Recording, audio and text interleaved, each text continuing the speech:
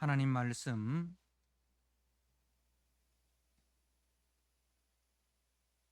열왕기하 9장 1절에서 13절 말씀입니다. 열왕기하 9장 1절에서 13절 말씀.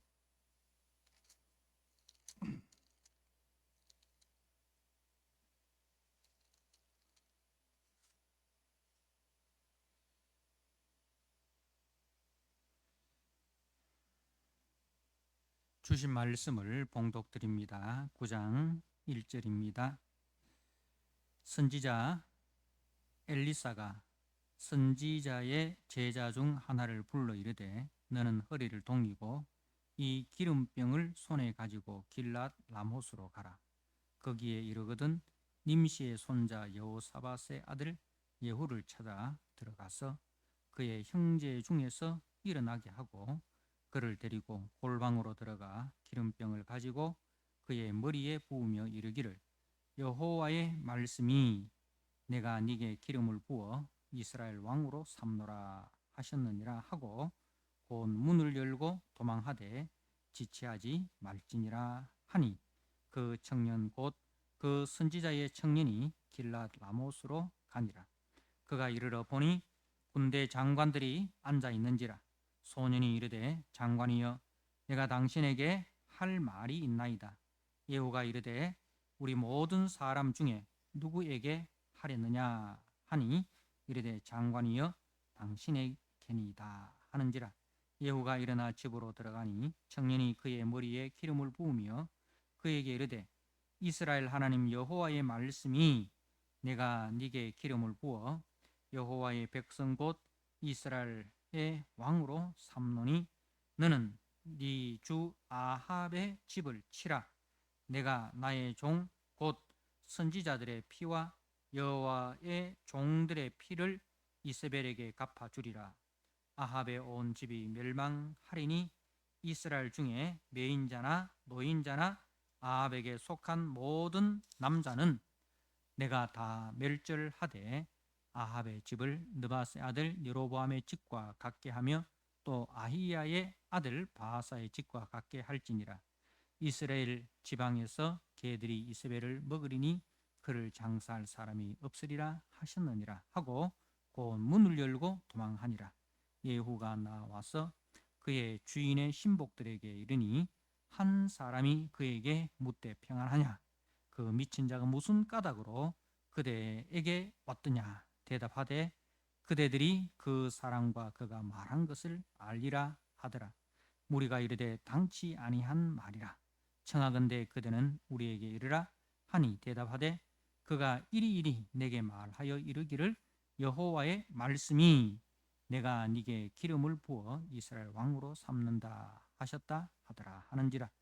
무리가 각각 자기의 옷을 급히 가져다가 섬돌 위 곧 예후의 밑에 깔고 나팔을 불며 이르되 예후는 왕이라 하니라. 아멘. 네, 오늘 열왕기하 9장 1절에서 13절 말씀 예후에게 기름을 붓다라는 제목으로 주신 말씀을 함께 나누고자 합니다. 이제 북이스라엘의 이 여호람 왕과 또 남쪽 유다의 아하시아 왕이 이제 예전에 저들의 그 선대 왕이었던 이제 그 아합과 그리고 이제 여호사밧이 연합을 하여서 길랏 라못을 탈환하기 위하여 아람과 전쟁을 이제 벌였듯이 이제 후대에 이 북이스라엘의 여호람 왕과 남쪽 유다의 아하시아 왕이 이 연합을 해가지고 길랏 라못을 탈환하기 위하여 아람과 전투를 합니다. 아합 때는 길랏 라못 전투 때 아합이 거기서 전사를 하고 여호사밧은 그야말로 하나님의 은혜 가운데 탈출을 하였죠. 그런데 이번에는 이제 그 아합의 아들인 여호람이 그 전쟁에서 부상을 입게 됩니다. 부상을 입게 되어서 그래서 이제 이스라엘 이제 그 아합의 별궁이 있는 이스라엘로 이제 가서 치료를 하고 있습니다. 그리고 이제 그 길랏 라모스 전쟁은 이제 여호람 왕의 신복인 총사령관 예후가 그 길랏 라못에 남아서 전투를 지휘하고 있습니다. 이제 이때 오늘 본문 말씀에 보면 선지자 엘리사가 선지자의 제자 중 하나를 불러 이르되 너는 허리를 동이고 이 기름병을 손에 가지고 길랏 라못으로 가라. 이제 선지자의 제자 중 한 사람을 불러 가지고 허리를 동이라. 그리고 이 기름병, 이 기름은 이제 올리브 기름입니다. 이제 우리가 말하는 감람나무 그 올리브 기름을 가지고 길랏 라못에 가서 님시의 손자 여호사밧의 아들 예후를 찾아서 골방으로 데리고 들어가서 이제 그 머리에 기름을 부으라라고 이렇게 말합니다. 이제 허리를 동이라는 말은 이것이 굉장히 이제 신속하게 그리고 반드시 성취되어야 할 사건이면서 이거는 굉장히 위험한 일입니다. 왜 그렇습니까? 선지자가 그 반역을 부추기는 일을 하고 있습니다. 하나님의 그 명령에 따라서 기존의 그 왕을 이제 죽이고 그리고 그 가문 전체를 진멸하고 새로운 왕을 추대하는 반역을 이제 꾸미고 있습니다. 그러니까 이것이 얼마나 위험한 일이고 또 중요한 일이고 또 그리고 반드시 성공해야 되는 일입니다. 그죠?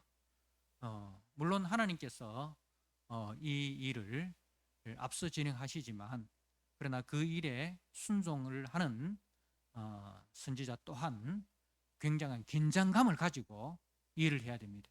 그래서 허리를 동이라는 것은 이제 정신을 육신뿐만 아니라 그 정신적으로 단단히 준비를 하라, 집중해라 그런 뜻입니다. 그래서 이 젊은 선지자는 엘리사의 말에 순종해서 길랏 라못으로 갑니다. 이 젊은 선지자의 순종이 굉장히 중요한 거예요.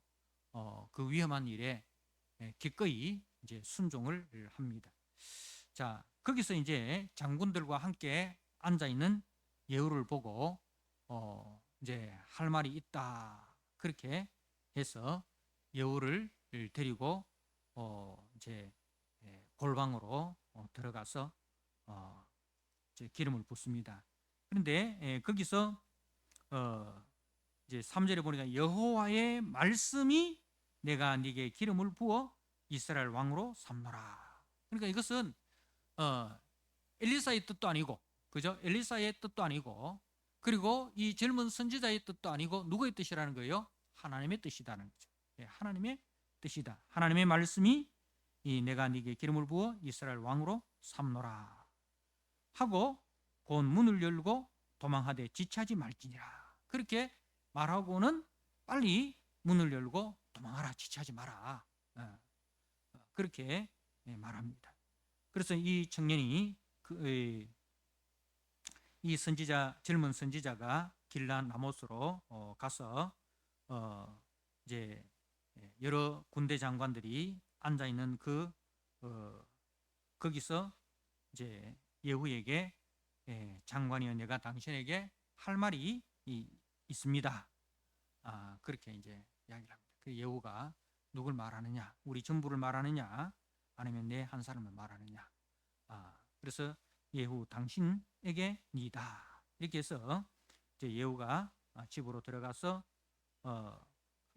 그 젊은 선지자가 예후의 머리에 기름을 부으면서 이스라엘 하나님 여호와의 말씀이 내가 네게 기름을 부어 여호와의 백성 곧 이스라엘의 왕으로 삼노라 하고 기름을 붓습니다. 자, 그리고 이제 그 엘리사가 젊은 선지자에게 그 말할 때는 나타나지 않았는데 젊은 선지자가 구체적으로 사명을 줍니다. 이것이 이 젊은 선지자 개인의 이야기가 아니고 이제 성경이 중복이 되기 때문에 엘리사가 젊은 선지자에게 주신 말씀이에요. 주신 말씀을 이제 구체적으로 알려줍니다. 자, 7절에 너는 네 주 아합의 집을 치라. 내가 나의 종 곧 선지자들의 피와 여호와의 종들의 피를 이세벨에게 갚아 주리라. 구체적으로 이제 아합의 집을 치는데 구체적으로 누구의 이름이 거론됩니까? 이세벨의 이름이 거론이 되고 있습니다. 왜 그렇습니까? 이미 아합은 길란 라모 전투에서 죽었고 이제 그 이세벨이 그야말로 지금 뒤에서 왕노릇을 하고 있는 거죠. 남편인 아합과 아들인 이 여호람 뒤에서 그야말로 이제 상황 노릇을 하고 있습니다. 그래서 아합이 온 집이 멸망하리니 이스라엘 중에 매인자나 노인자나 이 말은 이제 그 온 아합에게 속한 모든 사람을 이제 이야기를 하는 거예요. 매인자나 노인자나 아합에게 속한 모든 남자는 내가 다 멸절하되 아합의 집에 느바스의 아들 여로보암의 집과 같이 그리고 히야의 아들 바하스의 집과 같이 할지니라. 그 이제 그 여로보암 초대 왕이죠. 여로보암의 왕조가 무너지고 그리고 그 뒤에 바하사의 왕조가 하나님의 심판에 의해서 떨어지듯이 이 아합의 집을 그렇게 진멸하시겠다는 말씀입니다. 그래서 이 아합의 집을 쳐라라는 이 말씀은 원래 누구 때 주어졌습니까? 엘리야 때 주어졌습니다. 그죠? 엘리야 때 이 말씀이 주어졌습니다. 열왕기상 19장 16절 17절 말씀에 보면 엘리사 때 주어졌습니다. 그런데 이 심판이 이 엘리야 때가 아니고 엘리사 그 제자인 엘리사 때에 이루어집니다. 자, 하나님께서 악인에 대한 그 심판을 즉각적으로 시행하지 않습니다. 즉각적으로 그 악인에 대해서 심판을 즉각적으로 시행하지 않습니다. 그렇다고 해서 하나님이 그 심판을 잊어버리고 있는 것은 아니라는 것입니다. 하나님께서 악인이라 할지라도 회개할 기회를 주십니다. 그죠? 회개할 기회를 주십니다. 바로에게도 회개할 기회를 주시고 그리고 니느웨에도 요나를 통해서 회개할 기회를 주십니다. 그래서 노아 시대도 노아가 방주를 만드는 그 시간 동안 회개의 기회를 주십니다. 이처럼 하나님은 악인이라 할지라도 회개하고 돌아오는 것을 기뻐하십니다. 악인이라 할지라도 회개하고 돌아오는 것을 기뻐하시지 악인이 그 죄 가운데서 죽는 것을 하나님은 절대로 기뻐하지 않으신다는 그 하나님의 성품을 우리가 볼 수가 있습니다. 그렇기 때문에 우리는 악인이 잠시 형통하는 것을 보고 그 악인의 형통이 잠시 형통하는 거예요. 잠시 형통하는 거예요. 그렇기 때문에 그 악인의 형통을 우리가 부러워할 필요가 없습니다. 악인의 형통을 부러워할 필요가 없습니다. 그리고 그 악인에 동참해서도 안 됩니다. 하나님은 그 죄악이 관영하면 반드시 심판을 하십니다. 그 죄악이 차기까지 기다리신다는 말씀입니다.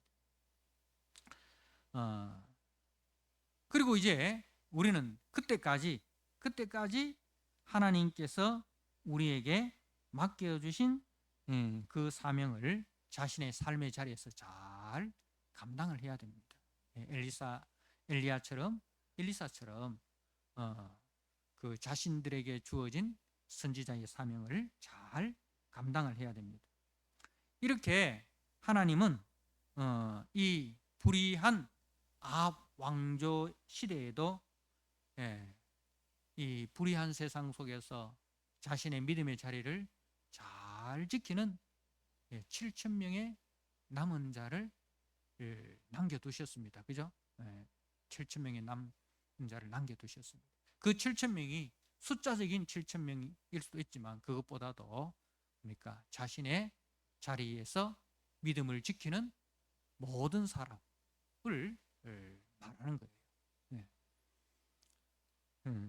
오늘 이 젊은 선지자도 그 7,000명 중에 한 사람인 것입니다. 이제 예후에게 준 사명은 아합에게 속한 모든 남자는 다 멸절하라. 매인자나 노인자나 남자는 모두 멸절하라. 이 말은 악은 하나님의 심판에 있어서 악은 그 뿌리조차 남기지 않는다는 겁니다. 하나님께서 악인을 심판하실 때는 그 뿌리조차도 남기지 않으신다. 철저하게 심판하신다. 특별히 이세벨에 대해서는 따로 당부를 합니다. 그리고 이세벨의 죽음의 장소를 어디로 정해 주십니까? 이스라엘입니다. 10절 말씀에 이스라엘 지방에서 개들이 이세벨을 먹으리니, 이스라엘 지방에서 개들이 이세벨을 먹으리니. 이세벨의 죽음이 왜 사마리아가 아니고 이스라엘이겠습니까? 그 이스라엘에는 뭐가 있습니까? 뭐가 있습니까? 바로 아합과 이세벨이 공모해서 나봇을 죽이고 빼앗은 나봇의 포도밭이 이스라엘에 있기 때문입니다. 그래서 하나님께서는 그 이세벨의 죽음을 이제 이스라엘로 정하신 것입니다. 다시 말해서 하나님은 그 의로운 나봇의 죽음을 잊지 않고 기억하고 계신다라는 말씀입니다. 자, 이스라엘 지방에서 개들이 이세벨을 먹으리라. 그를 장사할 사람이 없으리라 하고 문을 열고 도망하니라 이렇게 됐어요. 자, 특별히 이제 이 이세벨의 죽음에 대해서 구체적으로 이야기를 하는데 개들이 이세벨을 먹으리라. 그를 장사할 사람이 없으리라.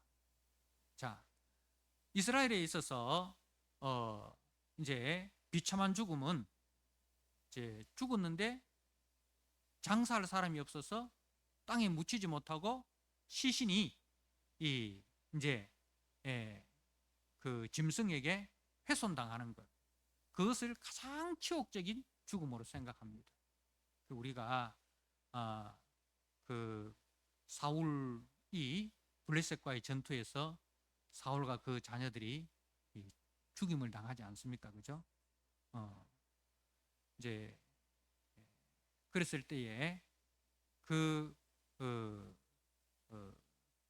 사울과 그 자녀들이 죽고 난 이후에 그 다음 장면에 보면은 이제 사울이 이 죽은 이후에 이제 사울에게 원한을 가진 제 족속이 이제 다윗에게 와서 자신들의 원한을 갚아달라고 이야기를 합니다. 그래서 사울에게 속한 이제 첩의 자녀들이 죽임을 당하게 되는데, 그 죽임당한 그 자녀들의 시신이 훼손당하지 않도록 하기 위해서 그 사울의 첩이 밤낮 그 시신을 지키는 그 장면을 우리가 보게 되죠. 그것처럼 이렇게 시신이 장례를 치르지 못하고 짐승의 먹이가 되는 것을 가장 치욕적인 죽음으로 생각을 합니다. 그런데 거기서 더 나아가서 개들이 먹는다라는 것은, 개는 이제 이스라엘 지방에 있어서 개는 이제 부정한 짐승입니다. 그래서 부정하고 하찮은 짐승에 의해서 그 짐승의 먹이가 된다라는 것은 뭐예요? 그만큼 하찮은 존재라는 거죠. 그만큼 하찮은 존재. 그러니까 이세벨의 죽음이 얼마나 치욕스럽고 저주스러운 죽음이 될 것인가는 것을 이제 말씀을 하는 겁니다. 살았을 때는 두로와 시돈 땅의 공주요, 그리고 그 이스라엘의 왕비로 그야말로 왕위의 왕으로서 그렇게 살았지만은, 그러나 그 죽음은 그야말로 치욕스럽고 저주스러운 죽음이 된 것입니다. 자, 그리고 이렇게 젊은 선지자로부터 기름 부음을 받은 예후가 드디어 11절에 보니까 예후가 나와서 그의 주인의 신복들에게 이르니 한 사람이 그에게 묻되 평안하냐, 그 미친 자가 무슨 까닭으로 그대에게 왔더냐. 선지자를 가지고 이제 미친 자라고 그렇게 이야기를 합니다. 물론 선지자들이 특이한 행동과 특이한 말을 함으로써 비난을 받기도 했지만은, 이 북이스라엘에서, 그리고 특히 이 아합의 가문에서 선지자들을 어떻게 대하고 있었는가는 것을 알 수가 있습니다. 이 아합의 가문이 이 선지자를 어떤 부류의 사람으로 대하였는가, 그렇게 우리가 볼 수가 있습니다. 이제 무슨 까닭으로 그대에게 왔더냐 대답하되 그대들이 그 사람과 그가 말한 것을 알리라. 자, 이 말은 무슨 뜻이냐면, 이제 내가 말 안 해도 너희들이 알고 있지 않느냐, 그런 뜻입니다. 그가 무슨 말을 했는지 너희들도 다 알고 있지 않느냐. 왜 그렇습니까? 그 젊은 선지자가 예후에게 기름을 부었습니다. 올리브 기름을 부었습니다. 머리에. 그러면은 그 머리에서부터 기름이 흐르겠죠. 그리고 그 올리브 기름의 향이 나겠죠. 그걸 보면 짐작하지 않느냐, 다 알고 있지 않느냐, 그런 뜻입니다. 그런데 이제 우리가 12절에 이르되 당치 아니한 말이라 청하건대 그대는 우리에게 이르라. 그러니까 직접 당신의 입으로 말하라는 거죠. 우리가 짐작으로 알 수는 있지만 그것보다도 이것은 당신의 입으로 직접 말하는 것이 확실하다는 거예요. 왜? 그것은 이제 선지자로부터 기름 부음을 받았다는 것은 뭡니까? 당신이 왕이라는 거예요. 당신이 왕이라는 것은 이제 앞에 말씀해 보니까 11절에 예후가 나와서 그의 주인의 신복들에게 이르니 그의 주인이 누굽니까? 예, 아합의 신복들, 여호람의 신복들이라는 거죠. 여호람의 녹을 먹고 있는 충성된 자들이라는 거죠. 그렇기 때문에 이제 직접 이야기를 하라는 겁니다. 그래서 예후가 그가 이리이리 내게 말하여 이르기를 여호와의 말씀이 내가 네게 기름을 부어 이스라엘 왕으로 삼는다 하셨다 하더라. 그러니까 이것은 이제 그 젊은 선지자의 뜻도 아니고 그 젊은 선지자의 스승인 엘리사의 뜻도 아니고 바로 여호와의 말씀이 여호와의 뜻이다. 그런 것을 이제 이야기를 하는 겁니다.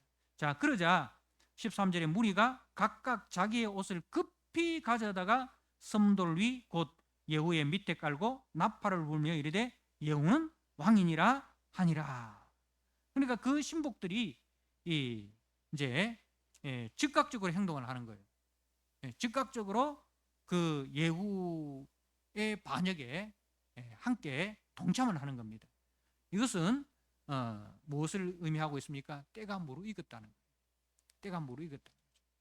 그 신복들도 이제 겉으로는 충성을 하지만 속으로는 뭐예요? 이건 아니다. 이세벨에 대해서. 그리고 그 아합과 아합의 아들 요람이 하는 그 통치에 대해서 겉으로는 순종을 하지만 속으로는 이건 아니다 라는 생각을 다 가지고 있었다는 거죠. 다시 말해서 그 아합 가문의 이세벨의 통치에 대해서 반감을 가지고 있었고 그리고 하나님은 이 모든 상황이 무르익었을 때 계획하신 심판을 시작하신 것이다 하는 겁니다. 그래서 예후는 선지자 엘리사와 그리고 그 신하들의 지지 가운데 왕이 되었습니다. 자, 아합은 왜 심판을 받게 됩니까? 아합이 가진 권력은 누가 주신 권력입니까? 누가 맡기신 권력입니까? 하나님이 주신, 하나님이 맡기신, 그죠? 하나님으로부터 위임받은 권력입니다. 그래서 그 권력을 가지고 하나님께 영광을 돌려야 됩니다. 하나님께서 맡기신 양무리들을 잘 돌보는데 그 힘을 사용을 해야 됩니다. 그런데 아합은 하나님이 맡기신 그 힘을 어디에 사용을 했습니까? 오히려 하나님의 말씀을 반역하고 선지자들을 핍박하고 그죠? 우상을 섬기는데 그 힘을 썼습니다. 다시 말해서 자신의 탐욕을 채우는 도구로 그 권력을 사사로이 사용을 하였다는 것입니다. 자신의 것이 아님에도 자신은 청지기임에도 불구하고 자기가 그 권력의 주인인 양 자기의 뜻대로 사용을 하였습니다. 그렇다면 그 권력을 맡기신 하나님이 어떻게 하시겠습니까? 하나님이 어떻게 하시겠습니까? 하나님이 그 권력을 다시 빼앗아서 충성된 자에게 맡기셔야 되지 않겠습니까? 사랑하는 성도 여러분, 하나님은 내게 무엇을 주셨습니까? 내가 가지고 있는 모든 것이 누가 주신 것입니까? 내게 주어진 그 모든 것이 주님이 주신 주님으로부터 위임받은 주님의 것임을 우리는 인정을 해야 됩니다. 그리고 그 주님이 맡기신 뜻대로 주님의 뜻대로 우리는 잘 선용을 해야 됩니다. 우리가 가지고 있는 우리의 생명도 우리의 물질도 우리의 지혜도 우리의 신앙도 다 주님의 뜻대로 잘 선용을 해야 됩니다. 그래서 내가 가진 그 모든 것들이 주님의 뜻을 이루는 축복의 통로가 되고 구원의 도구가 되어서 주님께 영광을 드리고 이웃을 섬기고 이웃을 주께로 인도하는 평화의 도구로 우리가 사용을 해야 됩니다. 그래야 주께서 선악간의 심판을 하실 때에 잘하였다 착하고 충성된 종이라 이렇게 칭찬을 받고 의인의 회중에 우리가 들어가게 됩니다. 그렇지 아니하고 아합처럼, 그 아합의 가문처럼 하나님이 주신 것을 자기 것인 양 자기의 탐욕을 이루는 도구로 사용하고 오히려 하나님께 반역을 하고 하나님의 영광을 가리고 하나님의 백성들을 핍박하는 사사로이 그렇게 그것을 사용한다면 바람이 나는 개와 같이, 그죠? 바람이 나는 개와 같이 의인의 회중에 참여하기는 커녕 슬피 울며 이제 이를 갈게 되는 무서운 진노의 심판을 당한다는 사실을 우리는 꼭 기억을 하시길 바랍니다. 반드시 끝이 있다는 사실, 그죠? 모든 것에 시작이 있듯이 모든 것에 끝이 있습니다. 그 끝에 하나님께서 찾으시는 하나님이 찾으시는 선한 열매 가득한 성도들이 되어서 주님 앞에 칭찬받을지언정 주님이 찾으시는 그때에 아무것도 들을 것도 없고 알곡이 아니라 쭉정이 인생이 되어서 주님의 진노의 심판을 받는 그런 미련한 아합 가문처럼 살지 않는 저와 여러분 되시기를 주님의 이름으로 부탁드립니다. 아멘. 하나님 아버지, 오늘 드디어 그 악한 아합의 가문에 하나님의 무서운 진노의 심판이 임하게 되는 것을 보게 됩니다. 하나님 아버지, 저들이 가진 모든 것이 주님이 주신 은혜고 주님이 주신 선물이었음에도 그것이 자기들의 것이냐 자기의 탐욕을 이루는 도구로 악용하였습니다.